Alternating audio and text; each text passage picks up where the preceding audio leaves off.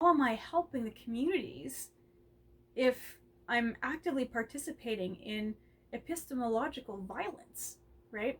In basically furthering the agenda that knowledge is only legitimate and valuable if it's been approved by the scientific method, right? Which is a method that was developed in conjunction with the state in order to reaffirm power to the state, right? And in this case, the state is settler colonial Western thought. That's what it is, right?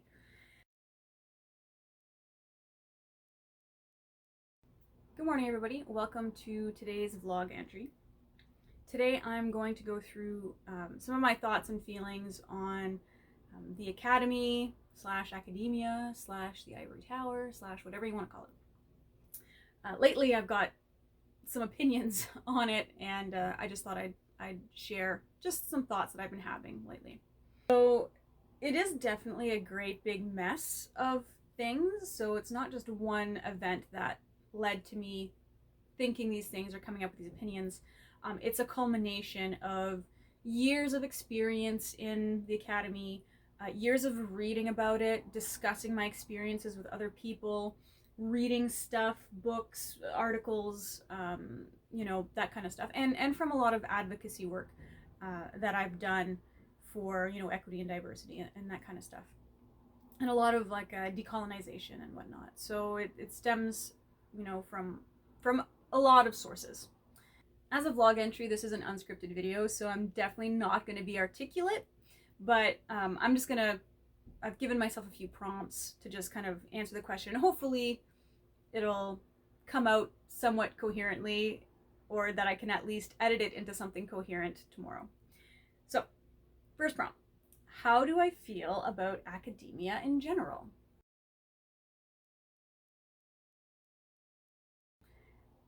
Right now, I don't like it. Right now, I am against it. So I read this article that really challenged my unconscious beliefs about education, knowledge, the university system. Reading about the history of the university system and science and like how it came to be. It's a really good article, and I'll link it. I'll add the citation below.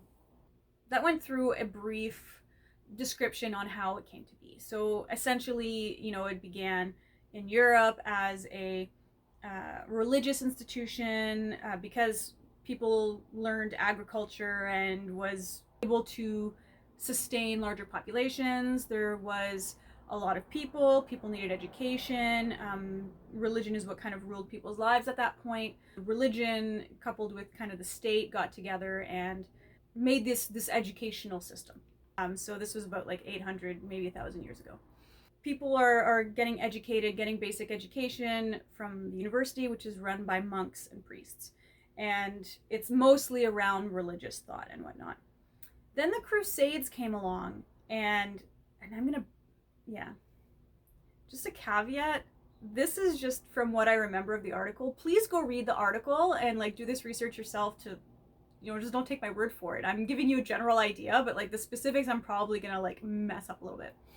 Anyway, so the Crusades happened, and they went out and they just kind of just ransacked all these areas like in the Middle East and other parts of Europe, and they brought back not just wealth and these cultural materials, but they actually brought back texts and knowledge, and this was knowledge that was far superior to what was known at the time in Europe. Or a certain part of Europe.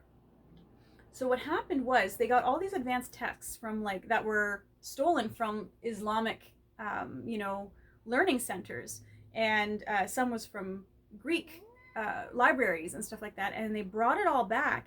And this stuff had like advanced knowledge in astronomy, advanced mathematics, advanced ethics, just all of this stuff.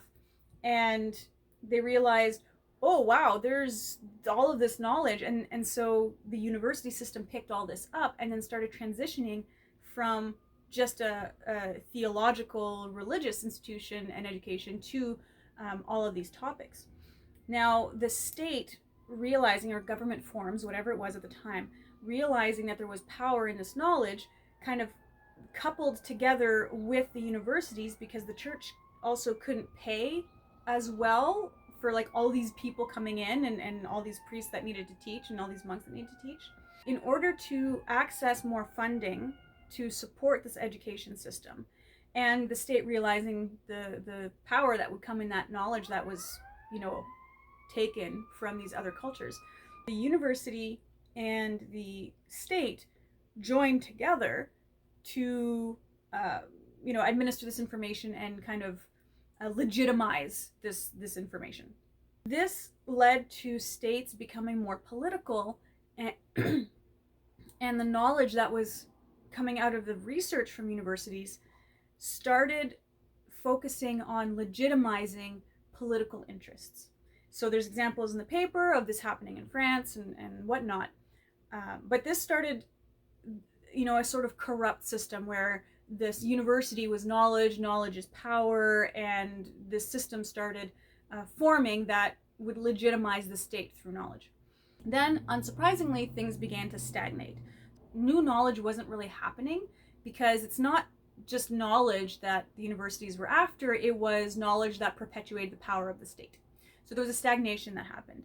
Then colonization started happening. So in the 1400s, now there's like exploration. They're finding these new lands, which is challenging that previous held ideas in the universities that was stagnant. So they're getting this new information again from like colonization. And that sort of like revived the people's desire for knowledge. But it went against, exploring this new knowledge went against the power dynamics of the state. So they didn't like it. And so they kind of did not accept it in the university. So what happened was you had this elite, rich society that decided that they were going to explore this. So they formed their own, societies of science and, anthropology and whatnot. And, we had a lot of terrible things that happened through that as well, where these rich people were sending, researchers, Darwin's theory of evolution, how that was, a funded trip to go exploring. So that whole thing started with, the rich elite being curious and interested because they were not limited by the state. They could just kind of do whatever they wanted, and they organized themselves into societies, and they came up with categorizing things and separating out disciplines, coming up with methodologies, that type of stuff. And then eventually the university system and the state realized the power that was coming in that knowledge, and so they incorporated the societies into the university system. So that's how we have things like the Royal Society of Science and whatnot. So we see that as the university system progressed, it progressed in a way that would maintain its power and self-legitimized, like it would give itself authority. So it would reject anything that would question the authority of the university.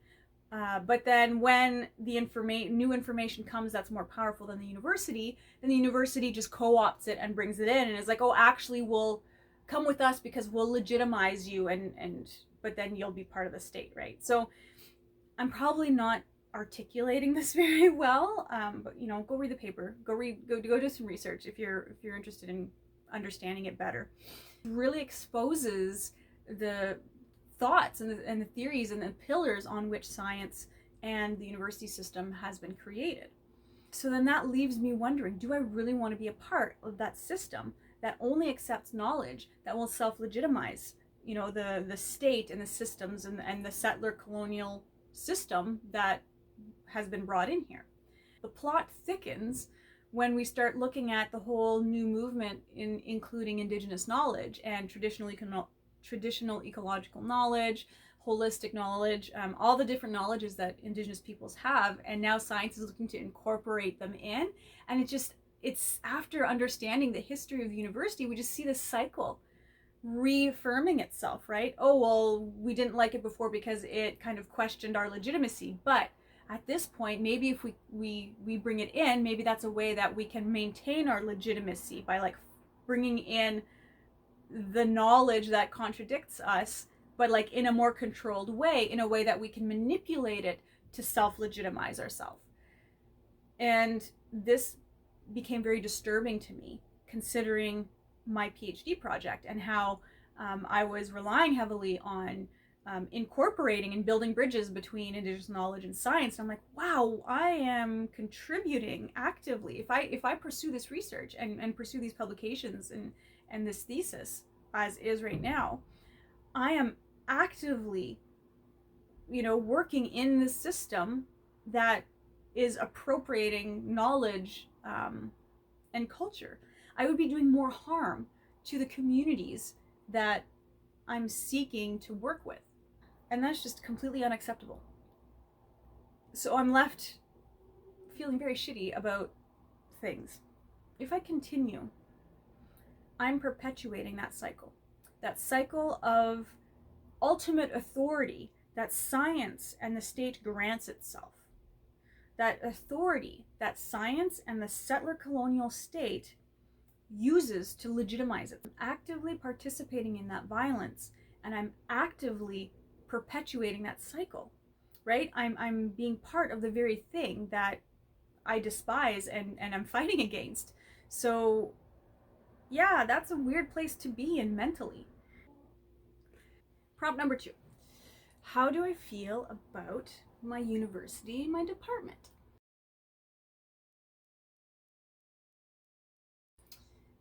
This, I am not going to go into detail, but also shitty. I recently went through, I'm going to spare you the story time, but I recently went through a situation with an abusive professor. This professor, or this faculty member, had very outspoken opinions about how TAs are overpaid and should be putting more work in. And it's hard to provide context, but without details. This professor is very outspoken about their opinions on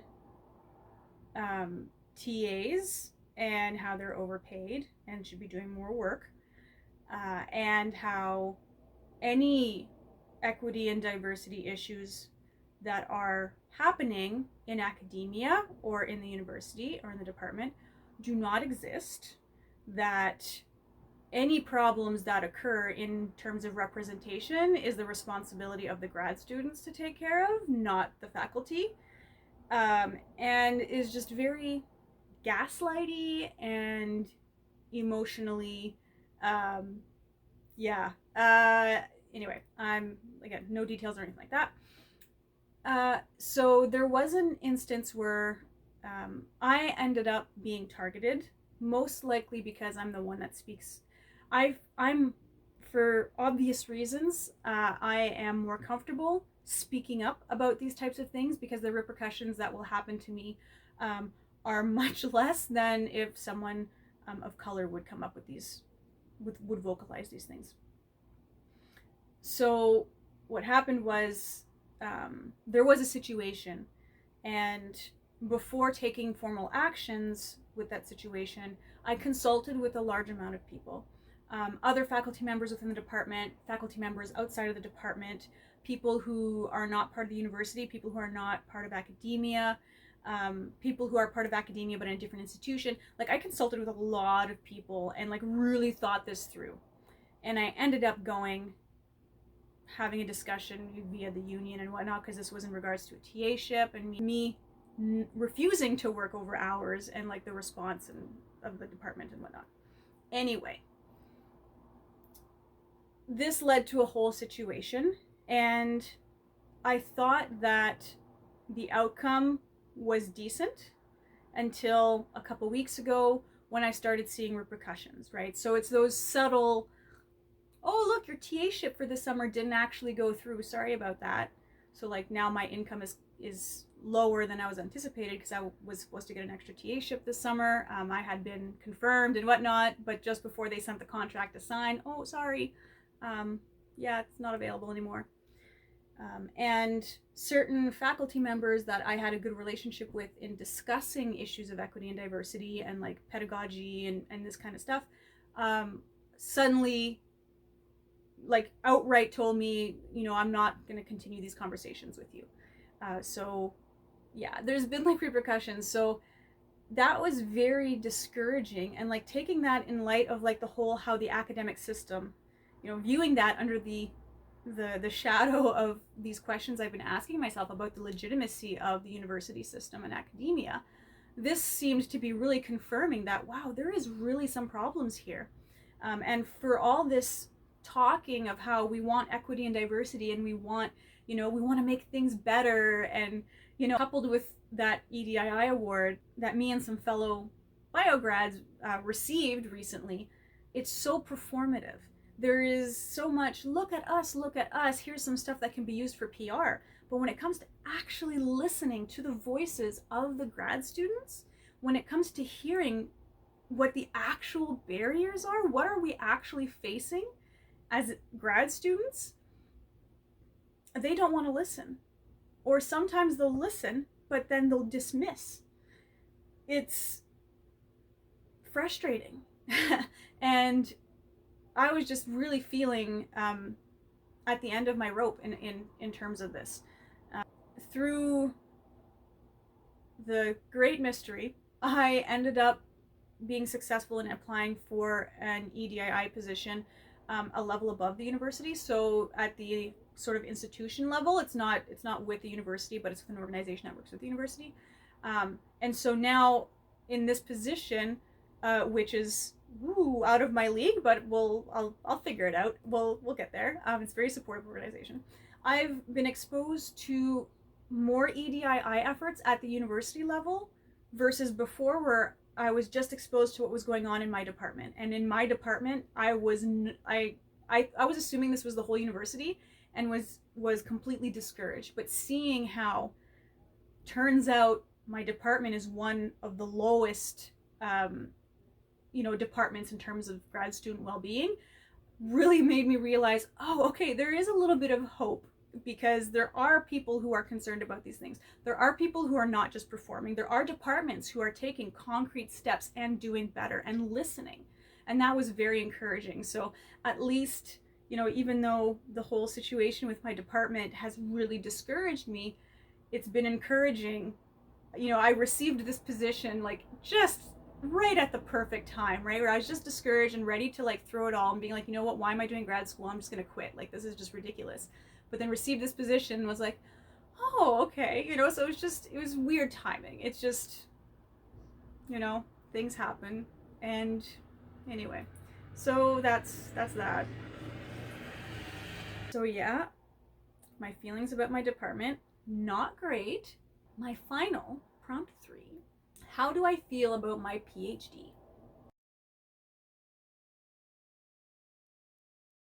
Shitty. 3 for 3. Feel shitty about it. Yeah, I was very excited about my PhD. I was unhappy with my master's for a bunch of reasons that I'm not going to go into. But I felt really good about my PhD. I felt like I understood things better. I was on better footing. The project was my project. The project is a project that I conceived myself, and that I was passionate about, and was connected to the land I grew up on, and involved the indigenous communities that are living on that land. And my methods for conducting this research and doing this research project, I felt very good about, because I felt that it was the good way of doing research and collaboration. So things like, before even applying for the PhD, I did consultations with communities, not only just to get their permission to do the research on the land, but also to get their input and see if they had any questions, what kind of research questions will I be using for my project. I wanted that to be influenced in a way that would be mutually beneficial for everybody, right? So I wanted to answer questions the community had, and use research and the university to help answer the questions the communities had. So I did all that before even applying for the PhD. So I felt really good about doing research in a good way, in a proper way, in a respectful way. And then the Panda Express happened, and can't go out in the field to get samples and do field work. So I've got nothing to work with in the lab. And here we are halfway through a PhD, and I still have no samples. So my project basically got scrapped. Now, you know, my supervisor is very, no, it's not scrapped. We can still salvage parts of it and whatnot. And I'm like, yeah, but you don't understand. Like the project was a whole piece, right? And to like excise one part out of it is not giving you the full picture, which is what the purpose of the research was. Holistic research, right? Not just like carving out a little piece and checking that little piece. It was like designed in a way that provided a bigger picture. Anyway, explain that to a scientific colonial mind. So now my project is like chapter 1 of my thesis is supposed to be a review paper on indigenous methods in science, which at first it wasn't even supposed to be part of my thesis. This was just something I was discussing with another professor, and they said, hey, you know, we're really lacking this in the literature. Why don't you write a review paper on it? And that would have been like a side project to my thesis. And I was like, that's a really good idea. And I was really excited about it, to research what are other people doing in order to do respectful research, and what methods are they using in, you know, in biology, science, ecology, like how are they doing this, right? Like that sounded exciting to me. But then my supervisor, when we were discussing it, like, oh yeah, that could be your first chapter, because now, like, since I can't do my original project, or if I'm doing just a little piece of the project, that can be like one chapter, but I need 3 chapters to get a PhD. So they're like, oh, that could be your first chapter. So I'm like, now a review paper is going to be a chapter of my thesis.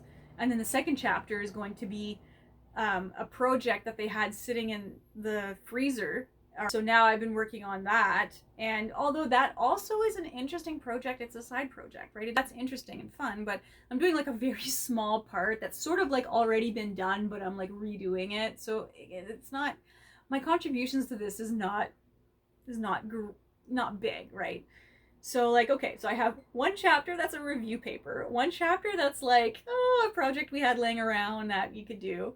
And then my third chapter is supposed to be like a little excised piece of my long lake project. Which, so yeah, I do not feel good about it at all. I feel like I've got this Frankenstein project that's been like pieced together that's very lackluster. Like this research is just like whatever I had laying around. I mean, on the one hand, you know, I'll still get a PhD out of it. Like if I do these things, even if I do them mediocrely, I'm still going to get a PhD at the end. I'm still going to be able to call myself doctor.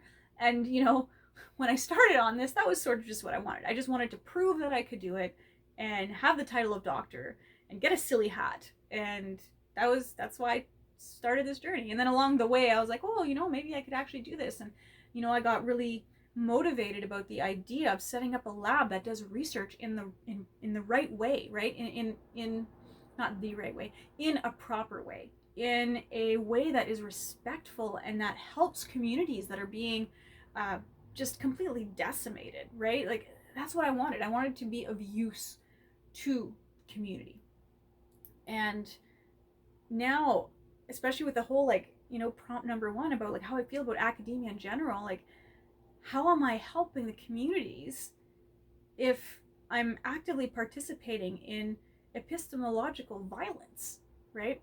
In basically furthering the agenda that knowledge is only legitimate and valuable if it's been approved by the scientific method, right? Which is a method that was developed in conjunction with the state in order to reaffirm power to the state, right? And in this case, the state is settler colonial Western thought. That's what it is, right? So yeah, lots happening. I've been calling it a full-blown like existential crisis because yeah, that's what am I doing? I've spent the last 8 years studying in the academy. So yeah, anyway, that should be enough footage for me to piece together in the editing phase. Yeah. And my tea is cold again.